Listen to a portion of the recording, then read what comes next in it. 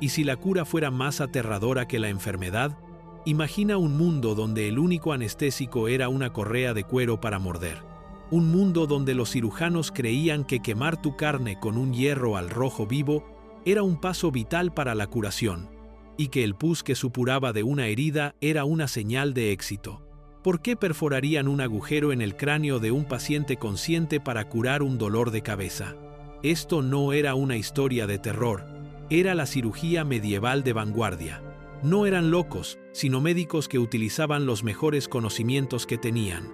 Estamos a punto de hacer la cuenta regresiva de los 10 procedimientos que realizaban y que te pondrán la piel de gallina.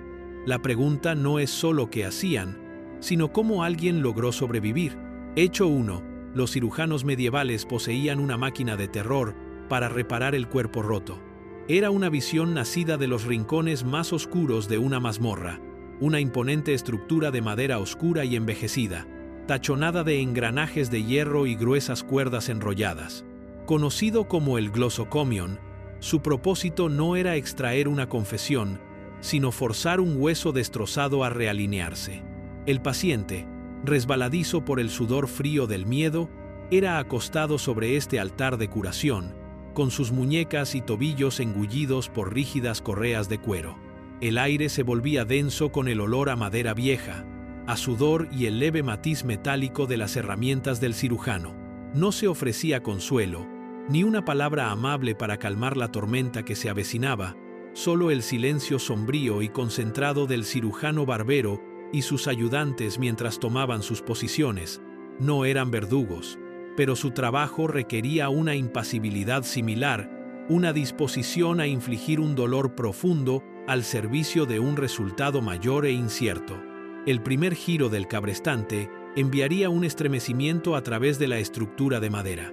Un bajo quejido de la madera, bajo tensión que pronto era respondido por la brusca inspiración del paciente. Las cuerdas, gruesas como el pulgar de un hombre, comenzarían a tensarse, estirando el cuerpo con una fuerza inexorable e inhumana. ¿Cómo podía un dispositivo que reflejaba tan perfectamente un instrumento de tortura ser considerado una herramienta de recuperación? ¿Qué nivel de desesperación llevaba a una persona a someterse voluntariamente a una máquina diseñada para desgarrarla? La respuesta yacía en la alternativa. Una vida de discapacidad agonizante, una extremidad torcida en una forma inútil, o los arcillos oscuros y rastreros de la gangrena, que prometían un final mucho más lento y espantoso. Este era el cálculo aterrador de la medicina medieval, donde la cura tenía que ser más violenta que la aflicción. La genialidad del glossocomion era su crueldad. Aquí se rompe el patrón de lo esperado, pues el papel de la máquina se invierte. No era un potro de tortura para romper cuerpos, sino para reensamblarlos a la fuerza. El cirujano, en este momento, dejaba de ser un sanador en cualquier sentido amable de la palabra. Se convertía en un maestro de la mecánica, aplicando una fuerza brutal y calculada para desafiar la propia ruina del cuerpo. Los gritos del paciente no eran una señal de fracaso, sino el sonido mismo de la máquina en funcionamiento, la banda sonora necesaria para una restauración brutal. A medida que la tensión alcanzaba su cenit, un chasquido sordo y repugnante resonaría en la habitación, el sonido del hueso rindiéndose, forzado a volver a su lugar correcto. Por un momento, los gritos cesarían, reemplazados por sollozos entrecortados y exhaustos. El cirujano había ganado, pero el paciente, yaciendo flácido y pálido, era un campo de batalla.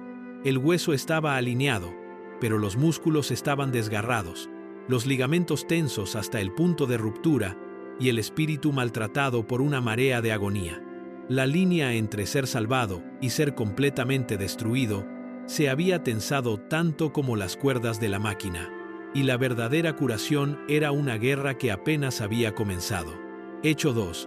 La tarea más temida del cirujano de campo de batalla no era cerrar una herida, sino extraer lo que el enemigo había dejado dentro. En las secuelas empapadas de lodo de una batalla, en medio de los lamentos de los moribundos, la supervivencia de un soldado a menudo dependía de un único y aterrador procedimiento.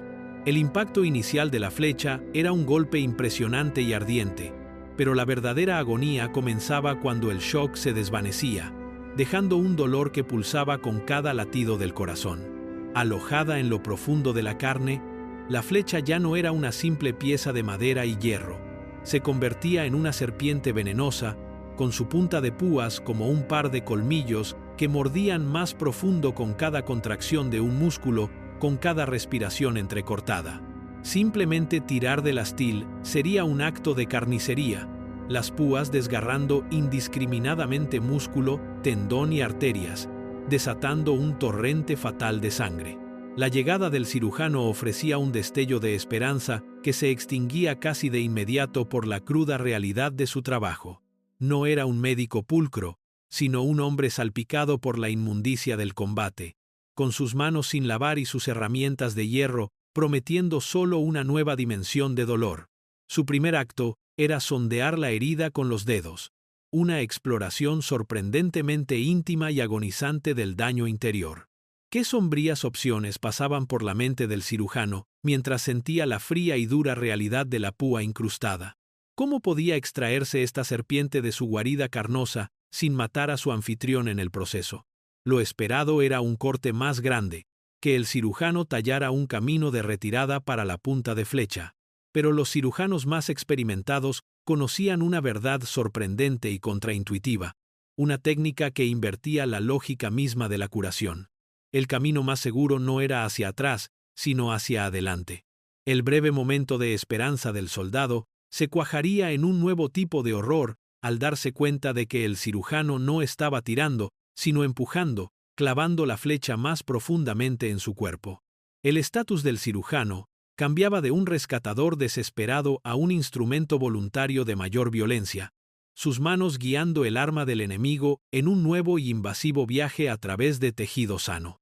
La flecha misma sufría una inversión de su papel, pasando de ser un trozo estático de metralla a un participante activo en su propia extracción, tallando una herida de salida limpia, un grito ahogado, un empujón final y agónico, y la punta oscura y ensangrentada de la flecha estallaría a través de la piel en el lado opuesto de la extremidad. Con un rápido corte de las cizallas de hierro, se retiraba la cabeza, y el astil, ahora liso, podía deslizarse hacia afuera. La serpiente se había ido. Pero mientras el soldado miraba los dos agujeros supurantes que perforaban su cuerpo, un nuevo y frío pavor se instalaría. El cirujano había ganado la batalla contra la flecha, pero al hacerlo, había abierto dos nuevas puertas para que un enemigo mucho más silencioso e invisible entrara en el torrente sanguíneo. Para el soldado herido, la visión de sus propias manos ensangrentadas era una confirmación aterradora de que la intervención del cirujano no era el fin de su calvario, sino el comienzo de una segunda y mucho más íntima batalla por su vida. Hecho 3. Para salvar a un paciente de un mundo de oscuridad, el cirujano medieval primero tenía que sumergirlo en el corazón mismo del terror. Para la persona cuya visión estaba siendo lentamente robada por el fantasma blanco y lechoso de una catarata, la vida era un descenso a un purgatorio sin rasgos. El mundo, una vez vibrante y nítido, se disolvía en una neblina pálida y uniforme, dejándola indefensa, como una carga y completamente aislada. Era un lento entierro en vida. En este silencio sofocante entraba el cirujano ocular itinerante, una figura que ofrecía un pacto terrible, casi fáustico, la oportunidad de volver a ver, a cambio de un momento de horror inimaginable. El paciente era inmovilizado, su cabeza sujeta con una fuerza similar a la de un torno por ayudantes fornidos. El mundo se reducía a un único punto de enfoque, el destello de la aguja que se acercaba. Podía ser una espina afilada, una esquirla de bronce o un punzón de hierro pulido, pero en ese momento era el objeto más aterrador de la tierra. Las manos del cirujano, a menudo sin lavar, abrían los párpados, y el paciente solo podía mirar, paralizado, mientras la punta tocaba la superficie de su ojo. La sensación no era un dolor agudo, sino una presión nauseabunda e invasiva, una violación al nivel más profundo. El mundo, ya borroso, explotaba en una danza caótica de luz y sombra mientras la aguja atravesaba la córnea. Nadando en el fluido del ojo, una presencia fría y extraña en un espacio sagrado. ¿Por qué una persona en su sano juicio se sometería a esto? Porque la alternativa era la certeza de una noche interminable. La aguja del cirujano, a pesar de todo su terror, era la única llave que potencialmente podía abrir la prisión de la ceguera. El público espera una extracción delicada y precisa, una cuidadosa eliminación del cristalino opaco. Pero este no era el objetivo del cirujano. En una sorprendente inversión de la lógica médica, la intención del cirujano no era reparar, sino romper. Con un empuje firme y constante, encontraba el cristalino opaco y deliberadamente seccionaba los delicados ligamentos que lo mantenían en su lugar, dislocándolo por completo. La catarata no se extraía. Se hundía, empujada hacia el fluido viscoso en el fondo del globo ocular donde, si todo salía bien, descansaría por el resto de la vida del paciente. El estatus del cirujano cambiaba de un restaurador a un destructor estratégico, rompiendo una parte del ojo para salvar el todo. Por un momento sobrecogedor, después de retirar la aguja, podría ocurrir un milagro. La luz, las formas y los rostros borrosos de los ayudantes volverían al mundo del paciente. Un renacimiento en la tierra de los vivos. Pero el cristalino dislocado, ahora un objeto suelto, podía volver flotando a la vista, o, peor aún, enconarse en una infección catastrófica que traería un nuevo tipo de oscuridad más agonizante. La frontera entre un mundo restaurado y un mundo perdido para siempre era tan delgada como el filo de la aguja del cirujano. Hecho 4. Para una dolencia notoriamente común y agonizante, la cura medieval era un viaje a un tipo especial de infierno, que ofrecía una elección entre el fuego y la cuchilla. Las hemorroides eran una aflicción miserable e indigna, una fuente constante de dolor que podía convertir el simple acto de sentarse en una forma de tortura. Para aquellos cuyo sufrimiento se volvía insoportable, el cirujano barbero ofrecía un conjunto de soluciones, cada una más aterradora que la anterior. La más directa, y con diferencia la más brutal, era la aplicación del hierro de cauterio. El paciente era obligado a inclinarse, sujeto mientras el cirujano recuperaba un hierro de forma especial de las brasas incandescentes de un brasero. En la habitación oscura y sofocante, la propia herramienta parecería viva, su punta irradiando un calor trémulo y malévolo. La experiencia sensorial era un asalto absoluto, el siseo agudo y venenoso cuando el hierro tocaba la carne húmeda, la inmediata y nauseabunda columna de humo que transportaba el olor a sangre vaporizada y tejido chamuscado, y el dolor. El dolor era una nova al rojo vivo que aniquilaba todas las demás sensaciones, una ola de agonía pura y abrasadora que se sentía menos como un procedimiento médico y más como un castigo de un dios iracundo. Pero, ¿y si uno se negaba al fuego? ¿Qué esperanza había para el paciente que no podía enfrentarse al hierro incandescente? El cirujano tenía otros métodos. Había ganchos afilados para enganchar y arrancar las venas hinchadas de su lugar, y cuchillos de filo agudo para rebanarlas meticulosamente. Esto presenta lo que parece ser una elección, un camino de menor dolor, la esperanza de un tratamiento más humano. Incluso pareció encontrar a su campeón en el afamado cirujano del siglo XIV, John de Ardern, un hombre célebre por su habilidad y técnicas avanzadas. Aquí, la expectativa de progreso es violentamente subvertida. El sofisticado método de Arderne, que evitaba el hierro de cauterio, no era una cura suave. Él abogaba por diseccionar cuidadosamente la aflicción con un bisturí y atarla con una ligadura de seda, un procedimiento realizado con el paciente completamente consciente, sujeto y mordiendo una correa de cuero para ahogar sus gritos. El papel del cirujano, incluso cuando lo desempeñaba el practicante más célebre de la época, no era aliviar el dolor, sino gestionarlo. La elección era una ilusión. No era una elección entre brutalidad y delicadeza, sino simplemente una elección en el carácter de la agonía que uno soportaría. El paciente quedaba temblando y sangrando, la aflicción original reemplazada por el trauma fresco y en carne viva de la cura. Se les dejaba con una herida abierta, supurante y a menudo quemada en la única parte del cuerpo donde la contaminación estaba absolutamente garantizada. El fuego del cirujano solo había servido para preparar el terreno para el fuego mucho más lento y frío de una infección fatal. Hecho 5. El tratamiento médico más común en el mundo medieval no era una cirugía compleja, sino un error simple y mortal, realizado en casi todos los pacientes para casi todas las dolencias. Era la práctica de la sangría, un acto tan profundamente arraigado en la mente médica que cuestionarlo era cuestionar la naturaleza misma del cuerpo humano. Toda la base de la medicina descansaba en la elegante, pero fatalmente errónea, teoría de los 4 humores. Cada persona era un delicado equilibrio de 4 fluidos internos: sangre, flema, bilis amarilla y bilis negra. La enfermedad, por lo tanto, nunca era un invasor extranjero, sino siempre un desequilibrio interno, un exceso de un humor que sumía todo el sistema en el caos, y como la sangre era el humor más visible, el más vibrante y el de más fácil acceso, casi siempre se la identificaba como la culpable. La experiencia sensorial de una flebotomía era de un pavor silencioso y progresivo. El paciente, ya frágil y pálido por la fiebre, yacía apático mientras el cirujano preparaba sus herramientas. No había lucha, solo una resignación cansada. El cirujano, con mano tranquila y experta, abría una vena en la flexura del brazo, y el paciente observaba, distante, cómo su propia fuerza vital, un chorro de carmesí oscuro, fluía constantemente hacia un cuenco de latón.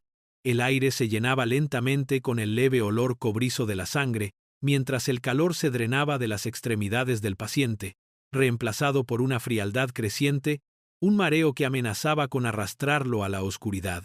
¿Cómo podía un procedimiento que debilitaba tan obviamente al enfermo ser considerado una cura?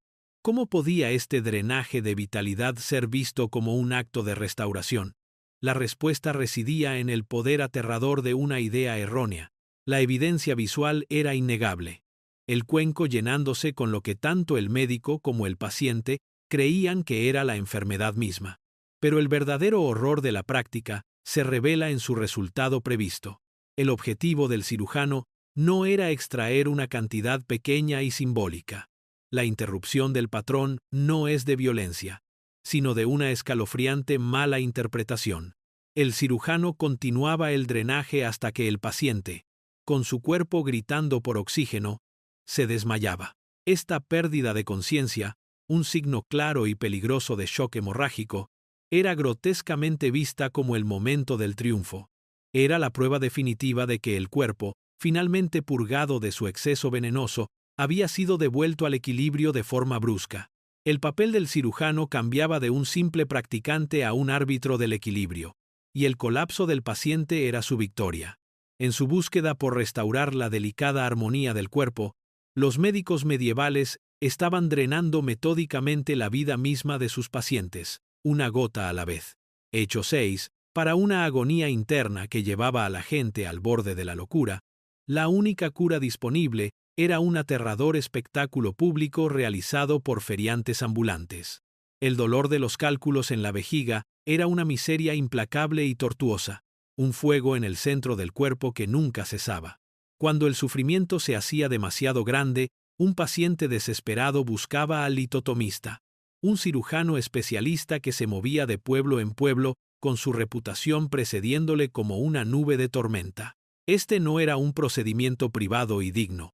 A menudo se realizaba al aire libre, en una plaza del pueblo o en un escenario improvisado, para una multitud de espectadores morbosamente curiosos. El paciente, desnudo y humillado, era llevado a una silla, sus brazos y piernas sujetos a la fuerza por varios ayudantes fornidos. El cirujano, a menudo una figura extravagante, exhibía sus herramientas, un cuchillo afilado y un gancho de metal de aspecto brutal llamado crochet.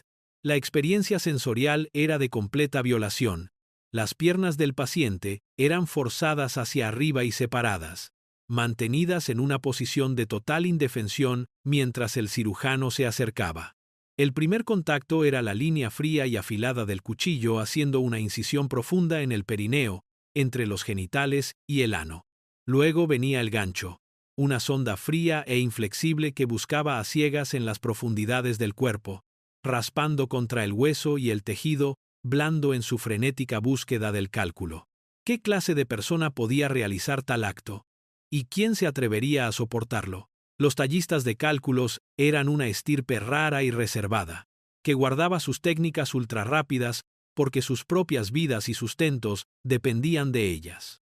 Para el paciente, representaban la última y aterradora puerta de entrada entre una vida de dolor interminable y la posibilidad de paz. El público espera que una cirugía interna tan peligrosa requiera un cuidado, precisión y tiempo inmensos. Esta expectativa queda destrozada por la brutal realidad del procedimiento. La habilidad más preciada del litotomista, la virtud sobre la que descansaba toda su fama, no era la precisión, sino una velocidad salvaje y asombrosa.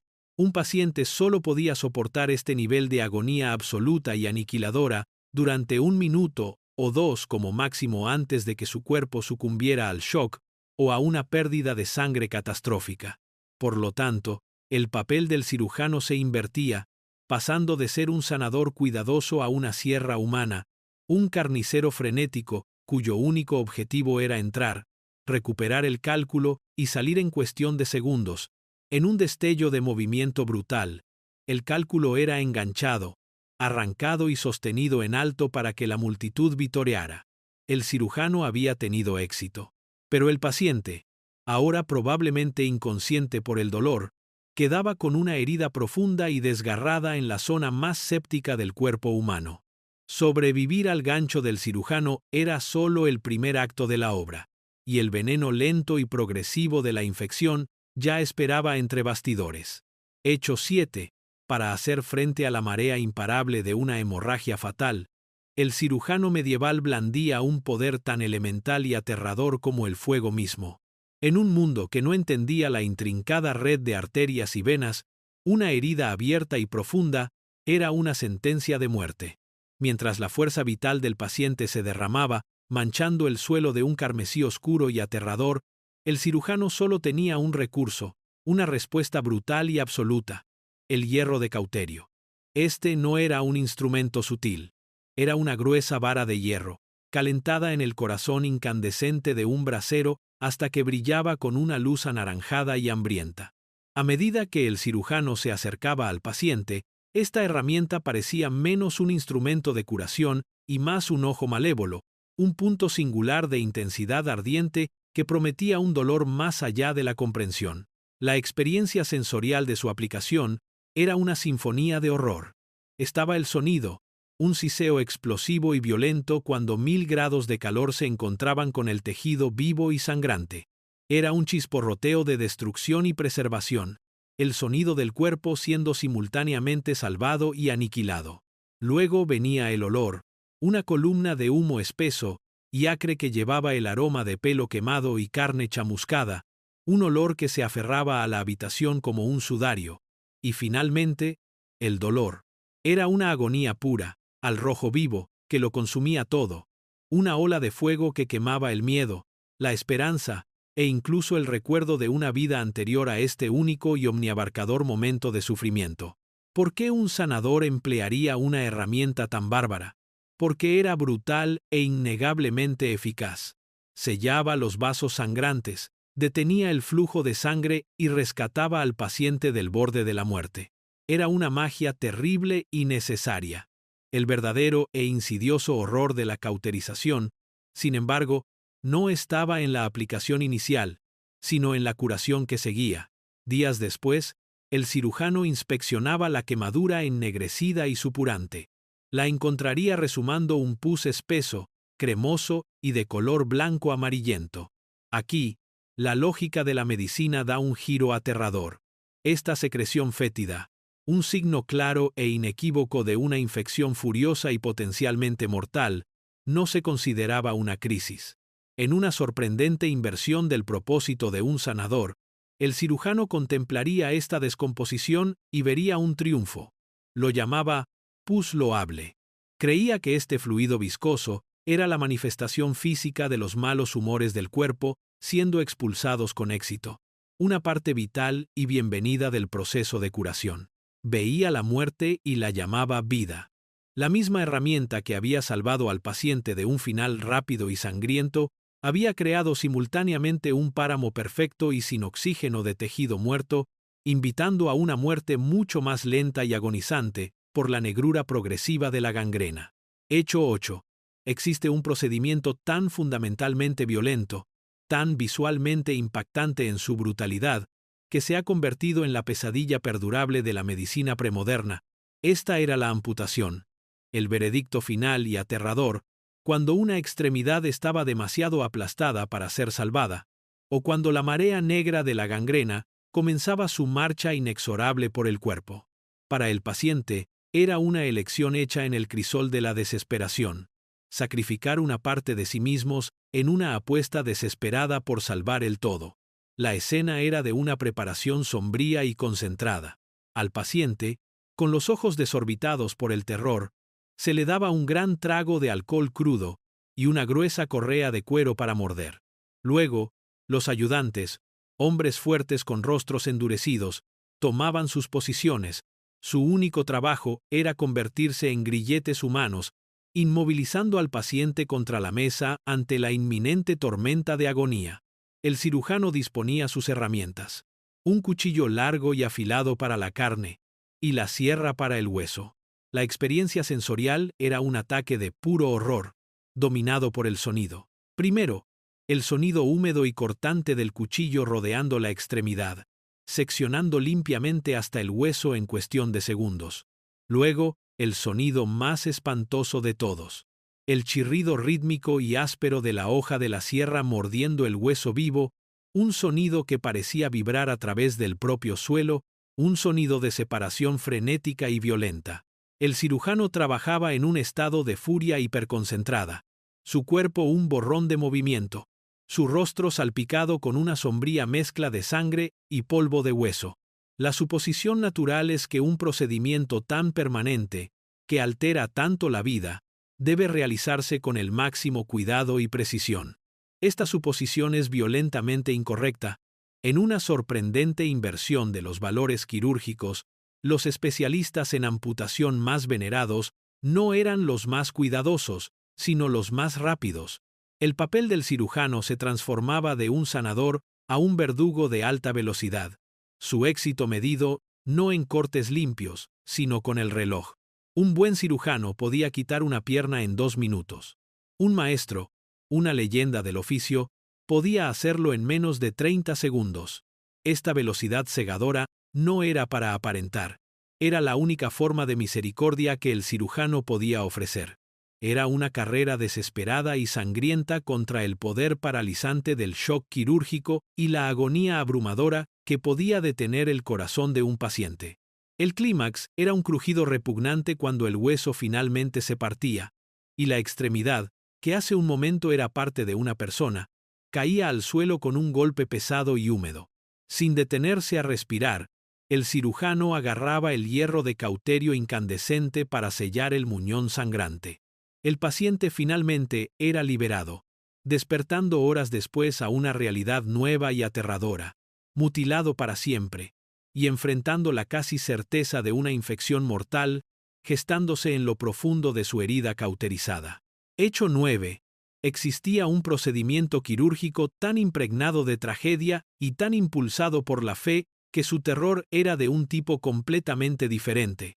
Un horror silencioso nacido no de los gritos de un paciente, sino de un profundo y sombrío silencio. Era la cesárea, una operación que casi nunca se realizaba en una mujer viva, ya que hacerlo era condenarla a una muerte segura y agonizante. Su lugar en el mundo medieval no estaba en el reino de los vivos, sino en la sombría frontera entre la vida y lo que hay más allá. La experiencia sensorial no era de dolor violento y caótico, sino de un duelo sofocante. Imagina una cámara de parto, una habitación que debería haber estado llena de gritos de alegría, ahora envuelta en la quietud de la muerte. Una joven madre yace en la cama, su cuerpo aún tibio, pero su vida extinguida por las crueles realidades del parto. Su familia llora en silencio. En este espacio sagrado de dolor entra no un cirujano frenético, sino a menudo un sacerdote o una partera, con el rostro como una máscara de sombría determinación. Su tarea no era solo médica, era un mandato sagrado y urgente. ¿Por qué cometerían esta última violación en un cuerpo que ya había sufrido tanto? La respuesta residía en el inquebrantable dominio de la doctrina teológica. La Iglesia enseñaba que un alma no bautizada no podía entrar en el reino de los cielos. Si una madre moría, mientras se creía que el niño aún estaba vivo en su vientre, un terrible reloj comenzaba a correr. El niño tenía que ser liberado y bautizado antes de que su propia vida se desvaneciera, asegurando su lugar en el paraíso. Durante toda esta serie, el conflicto central ha sido el paciente consciente y aterrorizado sobre la mesa. Pero aquí, ese patrón se rompe de la manera más profunda posible. La paciente, la madre, ya está muerta. En una asombrosa inversión de propósito, el cuchillo del cirujano no se empuña para salvar el cuerpo que corta. La operación es para un paciente invisible, una vida aún contenida dentro de una vida que ha terminado. El objetivo del cirujano no es preservar una existencia mortal, sino asegurar una eterna.